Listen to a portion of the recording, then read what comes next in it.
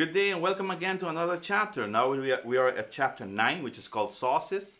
And this is another beautiful chapter. Remember, in the chapter 8, we just spoke about stocks and bases and fonts and also broths. Okay, so those are bases for what we're going to talk about now, which is actually sauces. You see here in this beautiful picture, you have this beautiful yellow sauce that's being added to the fish on a plate with vegetables. Looks very simple, but believe me, this is a very expensive dish.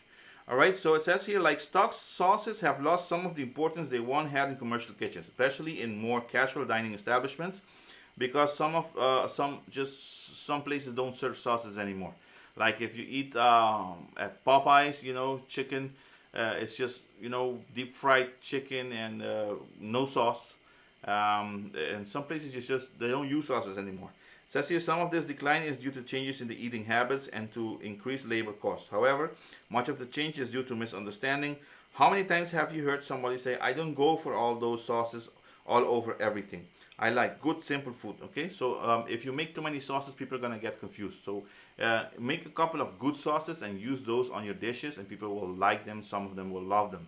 Okay, so what are we doing here? Says here, many chefs believe good sauces are a pinnacle of all cooking, both in the skill that they require and the interest and excitement that they give to food. I'm sure by now you guys have made some sauces in the lab, and some of you have made a pretty good sauce. Some of you maybe didn't, but that's the idea of practicing at school.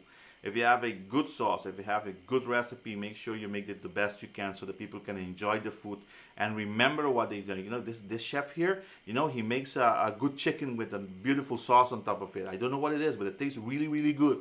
Just stuff like that. Okay, so let's continue. It says here, a sauce may be defined as a flavorful liquid, usually thickened, used to season, used to flavor, or to enhance other foods. Okay, so that's a sauce definition right there. So a sauce may be defined as a flavorful liquid, usually thickened, used to season, flavor, and enhance other foods. A sauce adds the next following qualities to foods. Okay, so let's see what happens when you throw a sauce on food. Number one, it gives the food moistness, so it makes them a little bit wet. Just imagine like eating, like a salad of, let me cut some cucumbers and lettuce and maybe a little bit of tomato, no sauce, and then you try eating that. It will go down, but it's gonna feel like you're eating sandpaper, so very dry and stuff like that. So you're gonna use sauce to give it moistness. The other one is to give flavor.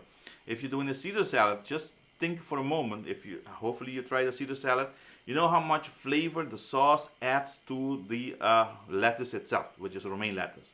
So what happens is this sauce here that you use on Caesar salad has a whole bunch of stuff in it. For example, it has anchovies, it has eggs in it, it has Worcestershire sauce, it has salt, it has olive oil, and it has a little bit of lime on top of it. Okay, so that's a lot of flavor that you put into the sauce just to throw it on top of the lettuce, so it gives them additional flavor to the salad. The other one is richness. That I don't have to explain. When you add a sauce to it and you eat it, you feel the mouth feel that you get when you eat a salad with sauce is different than if you don't have it. It looks more full. And then the appearance. If you go back to the first page here, see the appearance of the food. If you didn't have the sauce on top of the fish, it would look kind of dull. It would look kind of laugh. Okay, so that's why we put the sauce on top of it. Not all meals come with sauce like this, though. A lot of times they would put the sauce separate in what they call a ramekin or a sauce boat. Okay, so that is that part. Let's go back. It says here, I passed it. Interest and appetite appeal. Okay, so you're gonna make a food more interesting when it has a beautiful sauce next to it. If you make a nice sauce, I don't know, let me make some crazy sauce like a bang bang sauce, and then which is actually mayonnaise with the sweet chili sauce and a little bit of garlic, which is called bang bang sauce. If you put that next to chicken or next to seafood, people are gonna go nuts. They're gonna ask, what is it? What's it? It tastes good. It's just a simple sauce. Okay, so some of them are gonna be simple, but they're gonna do a big impact on your salad when you make it or your food. Okay, so basic sauce components, as the major sauces we consider here are made of three kinds of ingredients. Number one is a liquid, the body of the sauce. It can be wine, can be butter, can be water. Okay, so the other one is a thickening agent. So what do you use to make the sauce thicker? Do you use mayonnaise? Do you use oil? Do you use an emulsifier? Okay, so and then you have additional seasoning and flavoring ingredients. Okay, so those are the three things that you use to make. Those are the three basic components of a sauce. Remember, that's another quiz question right there. Okay, so liquid. A liquid ingredient provides the body or base of the most sauces. Most classic sauces are built on one of 5 liquid bases. They are called mother sauces. Not any other mothers. This is a mother sauce. Okay, so a mother sauce is a leading sauce, and we have 5 of them. Okay, and these 5 ones are very easy to remember because they have a color. But when you call them, you don't call them by color, you call them by name. But actually, you have 2 white ones, you have a yellow one, you have a red one, and a brown one. Okay, so it says here it says here a white stock for velouté sauces. That's actually when you use that's the first white one. The second white one is milk for bechamel sauce. The third one, which is the red one, is for the tomato for tomato sauce. The fourth one, which is the yellow one, it's clarified butter for hollandaise. And then you have the fifth one, which is brown stock. And for brown sauce, we use brown sauce. Okay, for brown sauce or espanol, that is brown stock. See? So that's actually water and the gelatin and the cartilage that you use for thickening. Okay, so those are the 5 ones. 2 white ones, a yellow, a red, and a brown. Those are 5 mother sauces. Good. Thickening agents. A sauce must be thick enough to cling lightly to the food. Can you imagine like a peanut sauce, saucy pinda, you add it on top of your food and it goes right through, just like water? That's not a good sauce, okay? And on the other side, you cannot have a peanut sauce that looks like peanut butter, okay? That would be too thick, okay? So it must thick enough to cling lightly to the food. This doesn't mean it should be heavy and pasty. Chefs use this term nappe.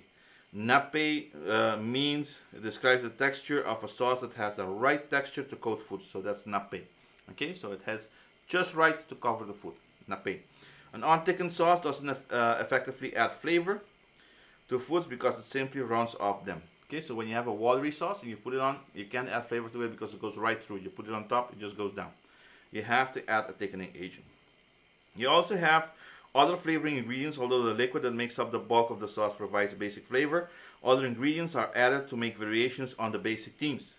And adding specific flavoring ingredients to basic sauces is the key to the catalog of classic sauces. Okay, so depending on what you add to it, you have the basic sauce, which is the leading sauce, and then you add something to it, it becomes another sauce. Okay, so we're going to see them a little later. Good. So the science of thickening agents. In any given thickened liquid, the dispersed particles can be in one or more of the following forms. For example, you have solid particles like pureed foods, like a puree of potato, puree of carrot, puree of peas. Okay, then you have solid particles. You have long molecules such as gelatin and starches. And then you have droplets of liquid such as melted butter in hollandaise sauce. And you have another thing which is air bubbles when you're making foams. Okay, so those are the dispersed particles for any given thickened liquid. Could be solid particles, could be long molecules, could be droplets of liquids, or could be air bubbles like a foam. Good. So when you use starches as thickeners, starches are the most common use for useful thickeners for making sauce. Actually, when you talk about starches, you're talking about flour, but there are other starches like potato flakes. That's also a starch. Okay, so flour is the principal starch used. Other available to the chef include cornstarch, arrowroot, waxy maize, instant pre-gelatinized starch, breadcrumbs, and other vegetables and grain products. Okay, like potato starch and rice flour. You can also use rice flour as a thickener.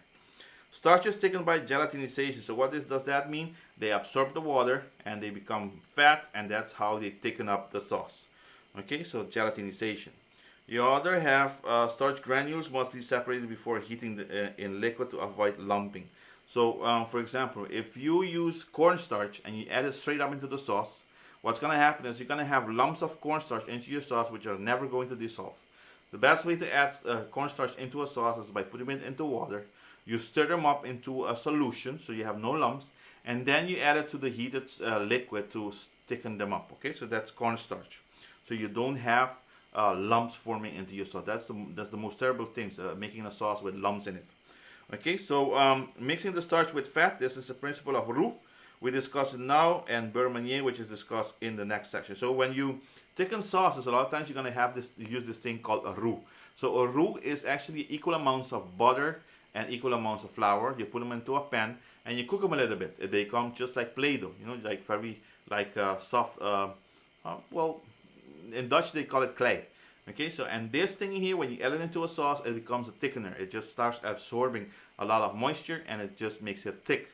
Okay, so there are different types. You have a brown roux, you have a blonde roux, you have a dark roux, and then you have the uncooked roux, which is actually what they call a beurre manier. Okay, there's this other thing called a slurry, and the slurry is actually when you actually they call it a a whitewash, and a whitewash is actually when you add just flour to water, and you make it into a slurry, and you add that straight to a sauce or straight to a soup. The only problem with this is it is something that's being used a lot, but the only problem with this is you have to cook it well to remove that flour taste from whatever you're cooking. Otherwise, they're gonna taste the flour into the sauce, or they're gonna taste the flour into the soup. Okay, if you want to take it up. So it's called a slurry. All right. So they talk here about the roux. We just talked about the roux. And then it says here the cooking fats employed for making the roux are as follows. There's this thing called clarified butter. So clarified butter is actually just regular butter. It could be salted or unsalted. So what they do is they put a little bit of fire underneath it, just like a pilot light, just a small fire.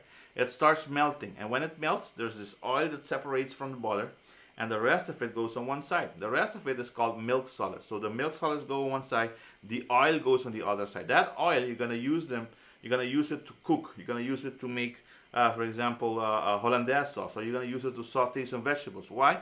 Because that oil there, whenever you put it into a pan, it will go and get to high temperatures without burning. If I use just straight up butter, what's going to happen is because it has milk solids in it, it's going to burn within a couple of minutes and it's going to ruin whatever you're cooking. So you can do it, but you have to do it very briefly. If I do it with clarified butter, I can hold it a little bit longer, I can cook it a little bit longer, and I can bring it to higher temperatures to cook it because it will not burn out. And on top of it, it will leave a nice shiny glaze on top of your vegetables. Okay, so that is clarified butter. Another thing is margarine. So a lot of people believe that margarine is healthier than butter, which is actually not true. They both have the same amount of fat. They're 80% fat, all of them. But the butter, because it only has milk solids and oil, it's more natural than margarine, because margarine has, for example, lecithin, it has coloring agent, it has emulsifier, it has a whole bunch of chemicals in it. And a lot of people tell other people that margarine is one molecule away of becoming plastic. Okay, so it is very processed, it is very chemically put together. Okay, but they both have 80% fat. You can cook with both, but they will give different results. A lot of people make cakes with margarine, but actually the recipe calls for butter. It's gonna give to the same cake, but it's gonna it's gonna give a different taste in the cake if you ask for butter and you use margarine. Okay, so you also have animal fats such as chicken fat or beef drippings and lard, this pig fat. Okay, those are animal fats. And then you have the last one, which is called vegetable shortening, and this is actually what they call in the kitchen Crisco. Now, Crisco used to be pig fat or lard, but they changed it into vegetable shortening. It's actually vegetable oil that has an emulsifier, a very heavy emulsifier has been added to it, and it becomes very thick. So you can use this to coat, you can use it to cook, and you can make pans non-stick with it. And you use it in different ways. Okay, so you have clarified butter, margarine, animal fats, and you have vegetable oil or shortening. Okay, they talk about flours right here. When you make a roux, remember the roux has to be equal part of butter and flour. You cannot be more butter than flour or more flour than butter. It has to be equal parts. They also show you in the book how to make the roux right there. You can see it in the pan when they mix it up. This is a lot of roux, by the way. You cannot use this much roux into one sauce. But you will use probably just a little, a teaspoon of it, or probably a tablespoon, but no more. Okay. You have different colors of roux. You can see them right there. You have the white roux, the blonde roux, and the brown roux. This brown roux here, even though it gives color also, it will also give you a little bit of a nutty taste because it's a little bit burnt. Okay, so this is the brown roux. Good, we continue. We go over to the next part, which is actually Beurre manier. So what exactly is a beurre manier? It says here a mixture of equal parts of soft raw butter and flour work together to form a smooth paste. So it is not cooked. When you're using a beurre manier is not cooked.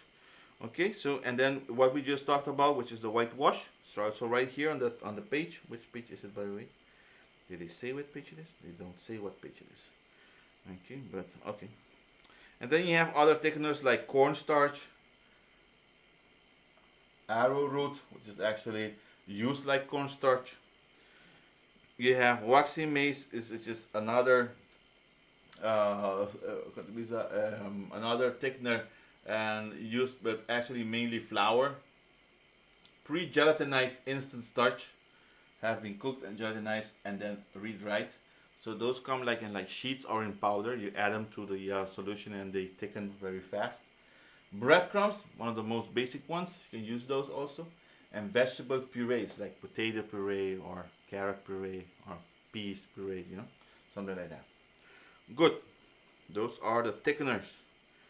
Another thing is, in some recipes, they call for something called a liaison.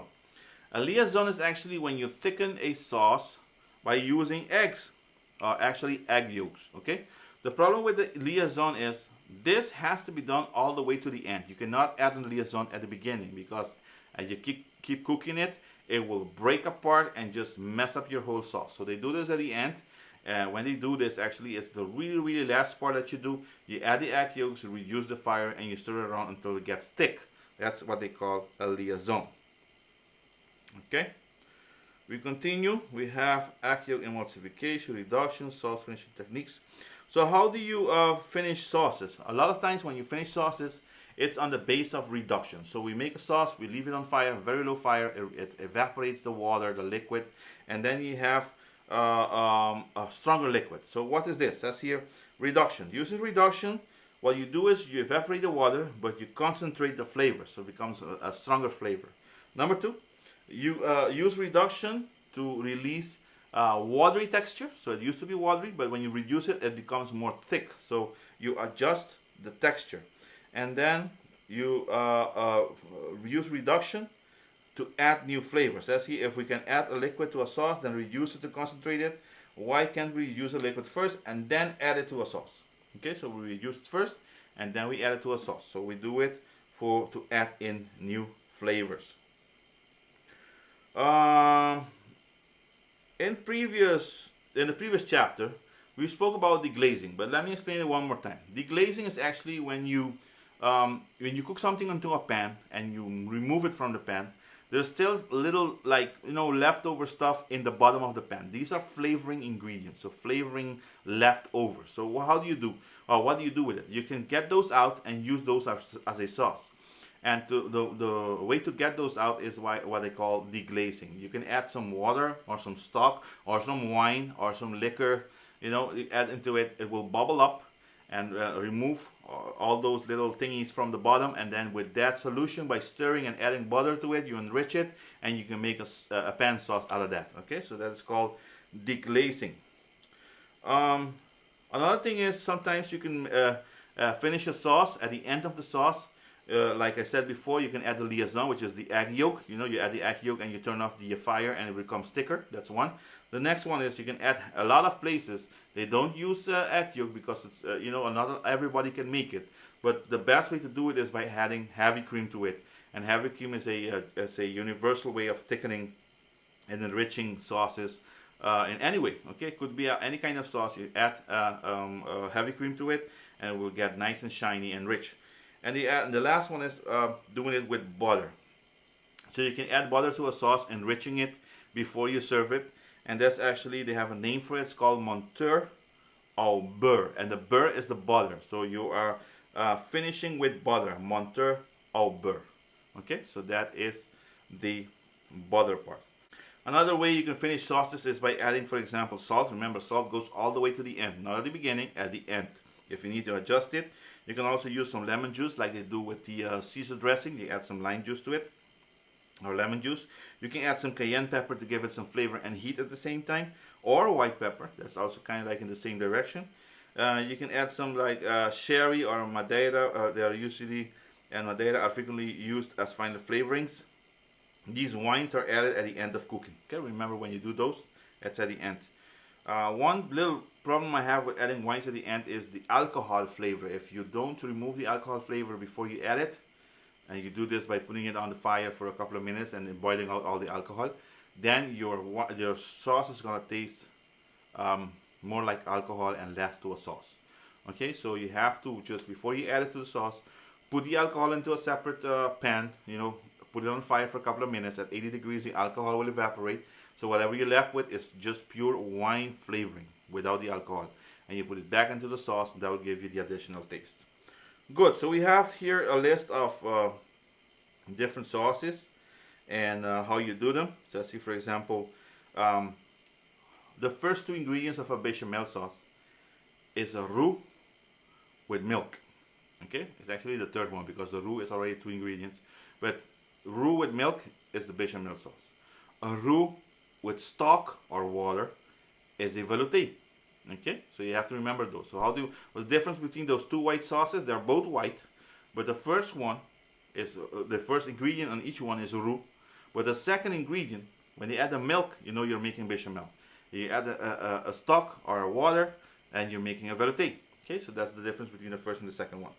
If you're making a stock, you add a brown roux to it to get flavor and add color. Okay, and then if you do a tomato, it says no, we can add a roux, optional, but the tomato itself, when you cook it, when you reduce it, it will get thicker.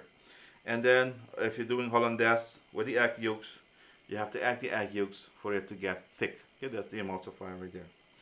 Good. So we continue all the way to the end. Where are we?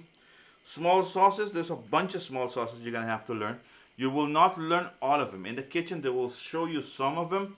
But in this book here, there's a dedicated picture on a page that will show you the small sauces per leading sauce. For example, if you look at the first one here, it says if you're doing a bechamel, which is milk and the roux to make the bechamel, you can go to a small sauce from the bechamel, which is, for example, the Mornay, which is actually adding cheese to it, or the cheddar cheese.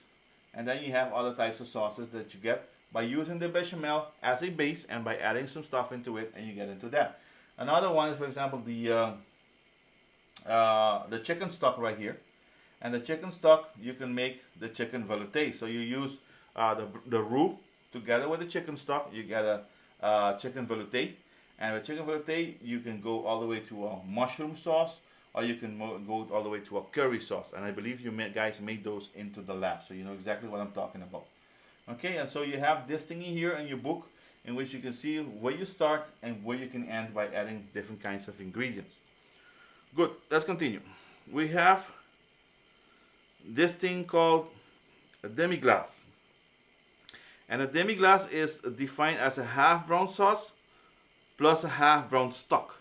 Okay, so we reduce them by half, and then we add some, well, sometimes they add some wine to it. It becomes a wine demi-glace. Okay, so it says here, some modern chefs feel Espanol is too heavy for modern tastes and that lighter sauces are required.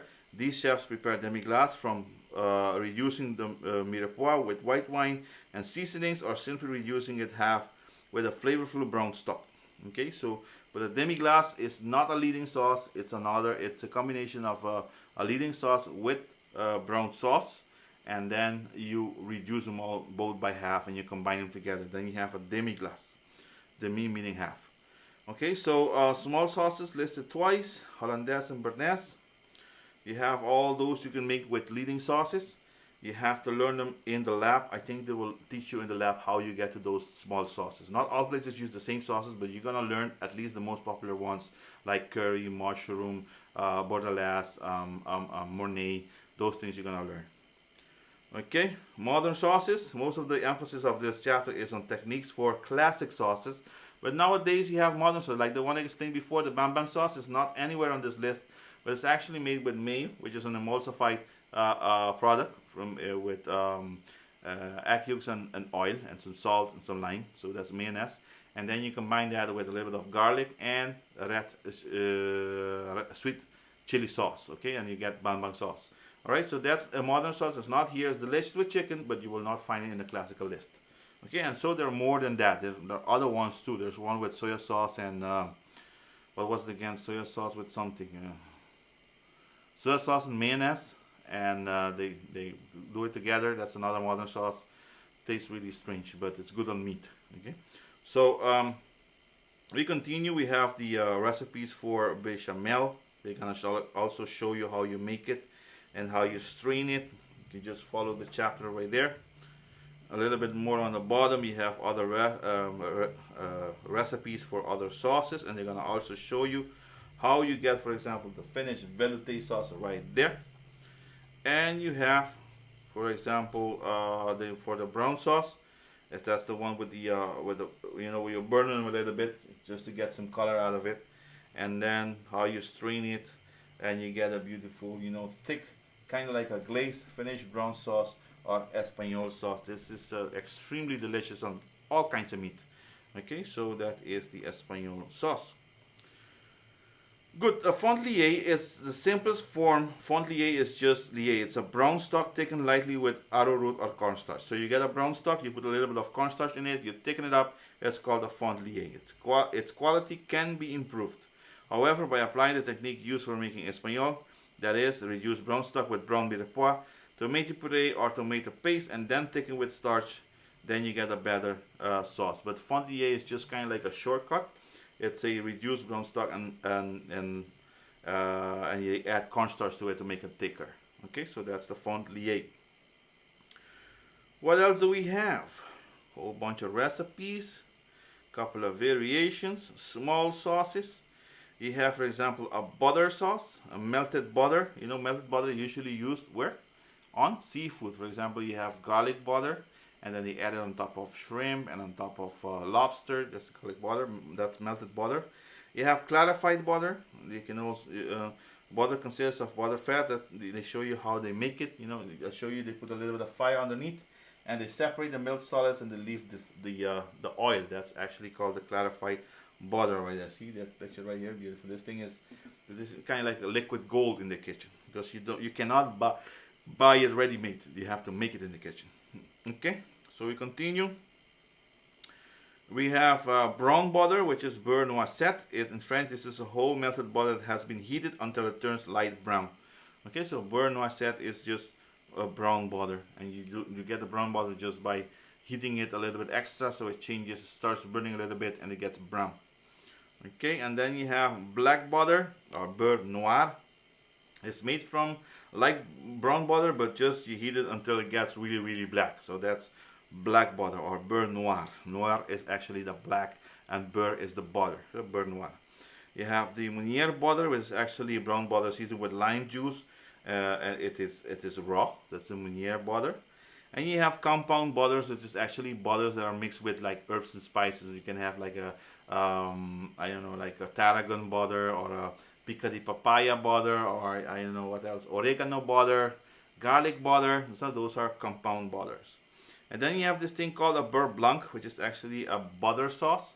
Actually a butter sauce because they start by reducing wine and adding shallots to it. So little tiny bits of shallots, and then they reduce that to remove all the alcohol, and then they just start adding little cubes of butter and just mixing it up until you get a beautiful mixture, which is actually the beurre sauce. So in this case, because they're using white wine, they call it beurre blanc. Okay, so that's the sauce they're adding to that piece of fish right there.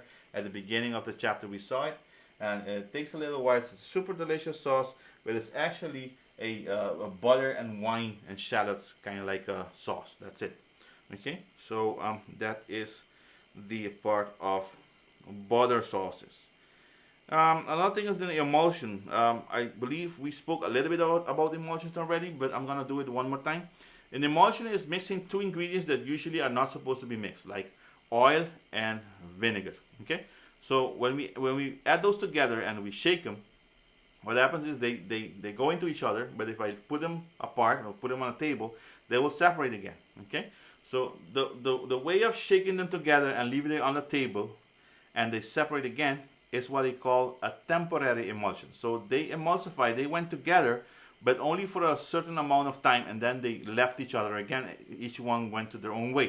So you have the oil on top, and you have the vinegar on the bottom. Okay, so if I do this and I add some agents to it, like egg yolks, or if I add any other emulsifier, and they stay together, like when I make mayonnaise, and that is called a permanent emulsion. So mayonnaise, if I leave it on the counter, if I put it in the fridge, it will stay mayonnaise. It will not separate.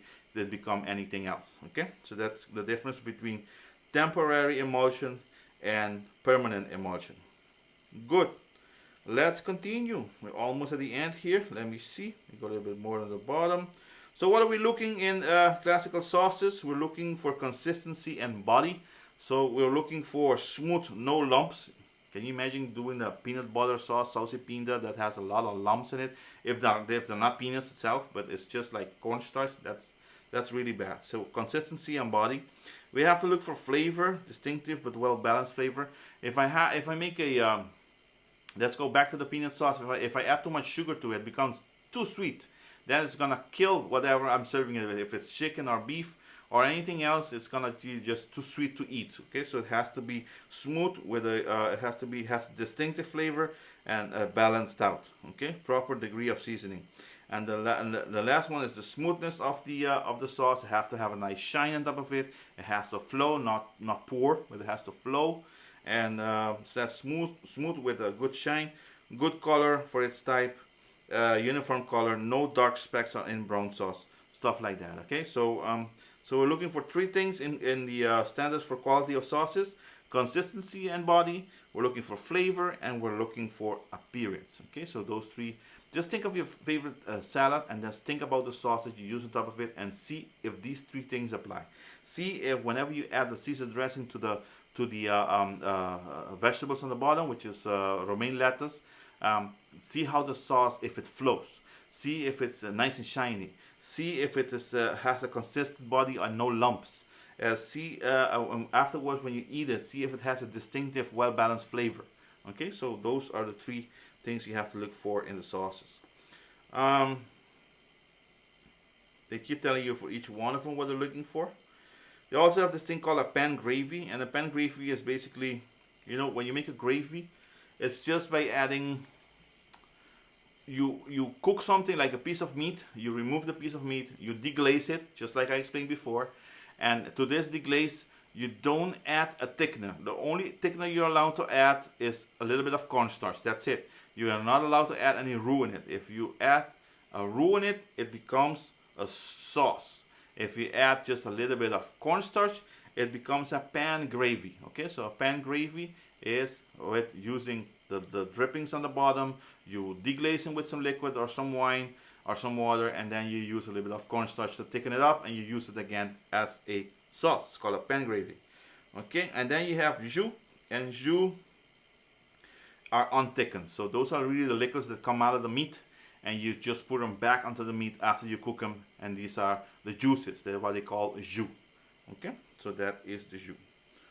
Good. Like I said, we're almost at the end. This is a kind of a long chapter, but sometimes you can also use like purees as a sauce. As here, vegetable purees have long been used as sauces. For example, you can use like a carrot puree, or a peas puree, or a potato puree, and you make them like nice and soft. You can use them as a sauce.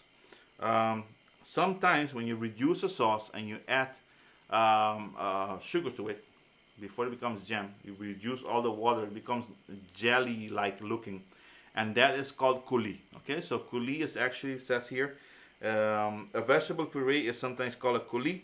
Purees of a starchy vegetable such as squash, dried beans need to be thinned.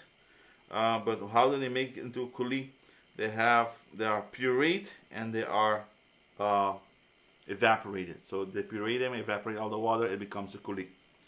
Okay, good.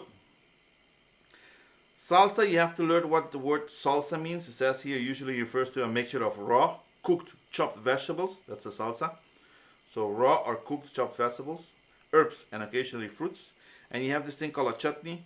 And a chutney is originated in India, where it refers to several types of spicy condiments or relishes, including strongly spiced sweet and sour cooked fruit, as well as raw, partially cooked mixtures of chopped herbs, also spicy and often containing chilies. Okay, so when the word chutney appears on a menu, it usually refers to a cooked fruit or vegetable condiment that is sweet, spicy, and tangy. Okay, so when you see a chutney, you know exactly what kind of sauce you're getting. A sauce that is sweet, spicy, and tangy. Several examples of salsas and relishes and chutneys are included in this chapter. Okay, you also have all kinds of sauces. You have Asian sauces, and Asian sauces. Let me see what kind of sauces do they look for. Chinese cuisines have relatively few standalone sauces. You have all the ones called flavor oils, so like cilantro oil, oregano oil, or just regular olive oil. You have, they add some flavor to them. It becomes a flavor oil. Remember, these flavor oils can go bad because the bacteria can hide in the herbs and spices that go into the oil. So take good precaution with them. And then it says here, refrigerating flavored oils is recommended. As you will recall from chapter 2, you can have botulism cause that goes into the oil if you don't put them into the refrigerator. Good. Other types of thickeners that we use in the kitchen but actually belong to molecular gastronomy. They are all put in the last pages of the chapter, but only the first one probably we're going to be using in the kitchen, which is the first one called agar-agar. And agar-agar is a gelling agent derived from seaweed. Okay, so vegans use this a lot, and it's expensive. It's a good product, but that's the only one we're never gonna use in the kitchen here at school. We're not gonna use like methicellulose and gear gum and sodium alignate. We're never gonna use those. Those are chemicals. Okay, but the most we can use is agar-agar, which is actually a thickener that comes derived from seaweed. Okay, so we're getting almost to the end here. Some recipes. Look at this salsa cruda right here. Beautiful recipe from salsa cruda. And then we have a little bit down on the bottom, we have tomato and raisin chutney. Remember, it's tangy, it's sweet, and it's spicy. Okay, that's the chutney. We have no, this is a Vietnamese dipping sauce. We have some curries. This is the peanut sauce, Indonesian peanut sauce, right there with the chicken satay. Okay, and then you have on the bottom here, you have sesame and miso sauce. Sesame and miso comes from fermented beans. That's sesame and miso. And then you have a little bit more down the fruit salsa. This actually goes really well with, for example, fried salmon or anything that has to do with fish. You can put this right next to it. It will go really good. And a little bit more at the bottom, you have mayonnaise sauce. And you have foams. Okay, so these are foams you can make to add next to food. And like this one is called, like this is the basil oil. This is right there, basil oil. And sometimes they add them into different chemicals and they become just like little caviars over there. So these are like little pellets, but it's actually basil oil. Okay, so that's actually part of molecular gastronomy. We will not be teaching you this at school, but at least you can see it in the book. This is the first version that shows you this. And well, it's good to know because some restaurants tend to go a little bit into molecular gastronomy. All right, so we keep going down the list. We have all the terms for review. Everything we spoke about is into here. The chutney, the relish, the salsa, the jus, pan gravy, emulsion, compound butter, the beurre noisette. Everything we spoke about is into this list here. Make sure you can explain each word with your own words, not by remembering, but by understanding what it is. So if I ask you, for example, what is a velouté, that's a sauce primarily made with roux, and then the second ingredient would be like water, a stock. Okay, it can be a chicken stock, can be a beef stock, or a fish stock, and that makes it into the velouté sauce. Okay, if I ask you what is, for example, a brown roux, that would be a roux of equal parts of flour and butter, but you cook it a little bit longer and it becomes brown in color. Okay, so make sure you know each word. It's a little long. It has a lot of words, a lot of terminology, but these ones, apart from the previous chapter we just went through, which is chapter 8, are going to be very important for you because every meal you make from now on is going to have some type of sauce. And these ones is actually, they're going to have to choose from a huge list, and you're going to have to know how to make it, as perfect as possible. Okay, so make sure you learn these terminologies, make sure you know them by heart, and then I see you on the next one.